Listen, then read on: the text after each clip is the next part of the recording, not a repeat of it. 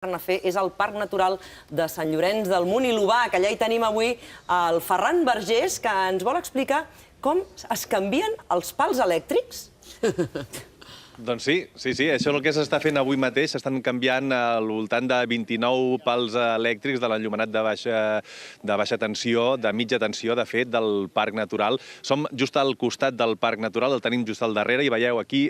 on estem nosaltres hi ha els pals elèctrics de fusta nous, els que s'han de substituir, i al costat els antics. I una miqueta més enllà hi ha l'helicòpter. I per què l'helicòpter? Doncs perquè aquestes substitucions s'estan fent amb helicòpter. D'aquesta manera el que s'aconsegueix és malmetre al mínim possible un paratge com el Parc Natural de Sant Llorenç del Munt i de la Serra de l'Obac. Una operació que es fa en un sol dia, es podran substituir aquests pals elèctrics en un sol dia, el seu cost és de 35.000 euros i afavorirà que els 1.800 clients de la zona de Matadepera tinguin millor qualitat en el subministrament elèctric. Unes feines que són realment espectaculars, ho hem pogut enregistrar des d'aquest matí, ara l'helicòpter ha fet una pausa per aturar-se perquè cada tant temps ha de parar per repostar benzina, també per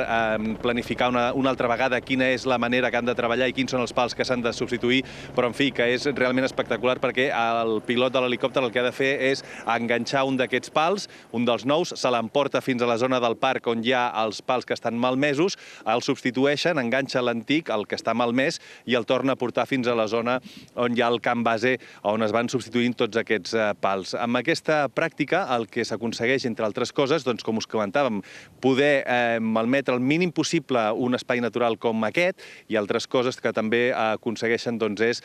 que no s'hagin d'obrir carreteres per poder accedir a zones de difícil accés en els parcs o altres zones de l'indret, per exemple, de la geografia catalana,